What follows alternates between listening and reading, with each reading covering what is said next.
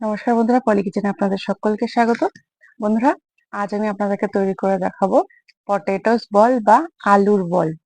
বাচ্চারা কিন্তু এটা খেতে খুবই ভালোবাসে। রেসিপিটা সম্পূর্ণ দেখুন, আশা করি আপনাদের ভালো লাগবে। আর যদি রেসিপিটি দেখে ভালো লাগে, অবশ্যই লাইক, কমেন্ট, শেয়ার করতে ভুলবেন না। আর যদি চ্যানেলে নতুন হয়ে থাকেন, এখনো চ্যানেলটাকে সাবস্ক্রাইব করেন, অবশ্যই চ্যানেলটিকে সাবস্ক্রাইব করে পাশে থাকা বেল আইকনটি প্রেস করে নোটিফিকেশনটা অন করে দেবেন। যখন আমি এরকম নিত্য নতুন কোনো রেসিপি আপলোড করব, সবার প্রথমে আপনাদের কাছে নোটিফিকেশন পৌঁছে যাবে। তাহলে চলুন দেখাই আমি কিভাবে এই পটেটোস বলটা তৈরি করছি। আজ আমি যে রেসিপিটা তৈরি করছি সেটা বানাতে কিন্তু একদম বেশি সময় লাগে না, আর ঘরে থাকাই সমস্ত উপকরণ দিয়ে এটা তৈরি হয়ে যায়। দেখুন, আমি তার জন্য এখানে নিয়ে নিয়েছি গাজর, হাফ একটা গাজর আমি গ্রেট করে নিয়েছি। নিয়ে নিয়েছি একটা পেঁয়াজ, নিয়েছি সামান্য ধনেপাতা আর দুটো লঙ্কা কুচি। আর সচরাচর আমাদের বাড়িতে তো আলু সিদ্ধ থাকেই। যখন আমরা আলু সিদ্ধ করি, কয়েকটা আলু হয়তো আমাদের বেঁচেও যায়, তখন আমরা কিন্তু সেটাকে আর ব্যবহার করি না, ফেলে দিই।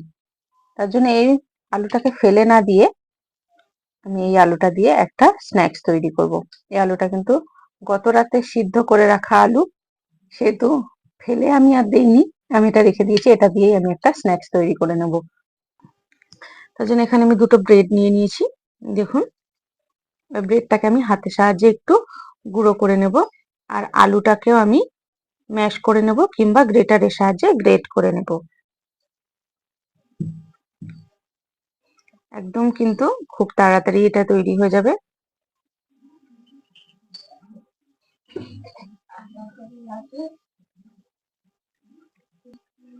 এখানে দেখুন, ব্রেডটা কিন্তু আমি হাতের সাহায্যে গুঁড়ো করে নিয়েছি। এবার এর উপরে যে আলুটা আমি সিদ্ধ আলুটা রেখেছি, সেই সিদ্ধ আলুটা এর উপরে আমি গ্রেট করে নেব।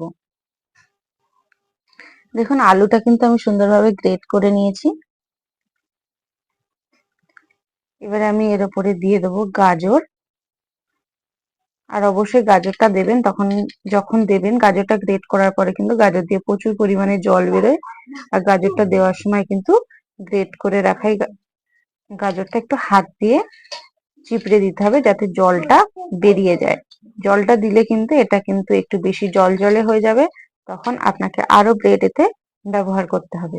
এবারে দিয়ে দেবো কুচিয়ে রাখা পেঁয়াজ, দিয়ে দেবো ধনেপাতা, আর দিয়ে দেবো কুচিয়ে রাখা কাঁচা লঙ্কা। এবারেতে আমি দিয়ে দেবো স্বাদ অনুযায়ী লবণ, আর দিয়ে দেবো সামান্য গোলমরিচের গুঁড়ো।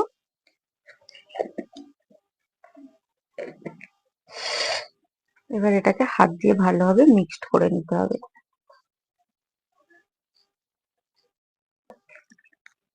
দেখুন, এটা কিন্তু আমি সুন্দরভাবে মাখিয়ে নিয়েছি, আর দেখে বুঝতে পারছেন ঠিক কতটা সুন্দর হয়েছে। এবার এটা আমি হাতের সাহায্যে বল বল বলের আকার দিয়ে নেব। আপনারা চাইলে লম্বা করেও করতে পারেন, আর চ্যাপ্টা করেও করতে পারেন। এরকম ছোট ছোট বল কিন্তু করতে পারেন। এটা কিন্তু বাচ্চা থেকে বয়স্ক সবাই খেতে খুবই ভালোবাসে। ঘরে থাকা উপকরণ দিয়ে কিন্তু এটা ঝটপট তৈরি হয়ে যায়।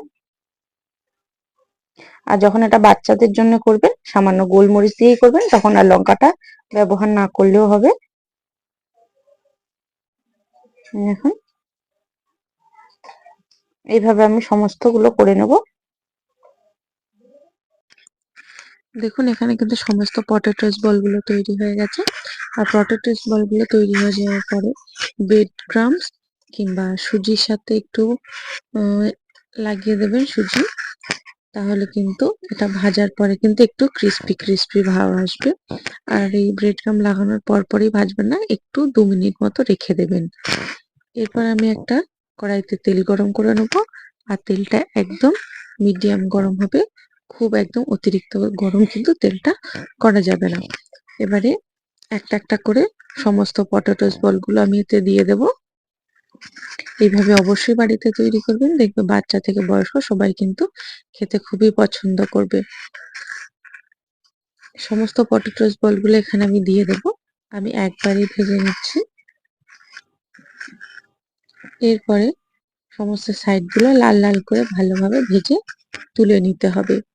দেখুন, এখানে কিন্তু খুন্তির সাহায্যে এটা নাড়ানো যাবে না, তার জন্য আমি একটা চামচের সাহায্যে এটাকে আলতোভাবে উল্টে পাল্টে সমস্ত সাইডগুলো ভালোভাবে লাল লাল করে ভেজে নেব।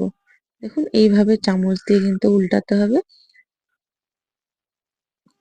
উল্টে এই পটেটোস বলগুলো একদম লাল লাল করে ভেজে তুলে নিতে হবে। দেখুন এখানে প্রায় ভাজা হয়ে গেছে।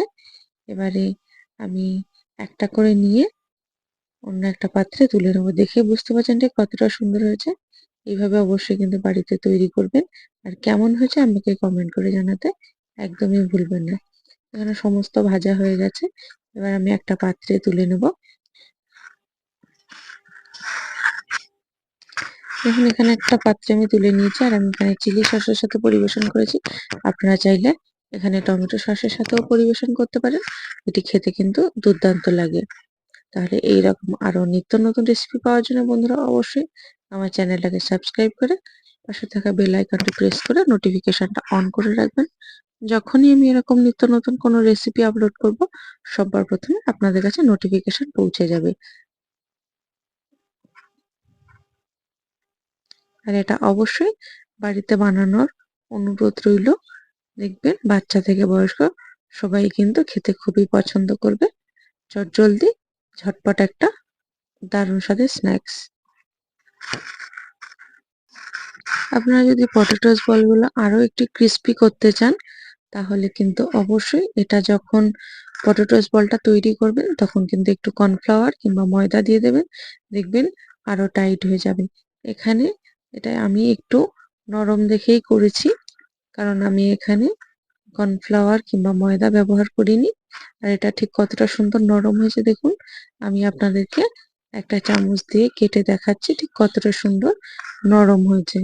দেখুন, দেখে বুঝতে পারছেন ঠিক কতটা সুন্দর নরম হয়েছে। বন্ধুরা অবশ্যই যদি ভিডিওটা ভালো লাগে লাইক কমেন্ট শেয়ার করতে একদমই ভুলবেন না। আর যদি চ্যানেলে নতুন হয়ে থাকেন অবশ্যই চ্যানেলটাকে সাবস্ক্রাইব করে আমার পাশে থাকবেন।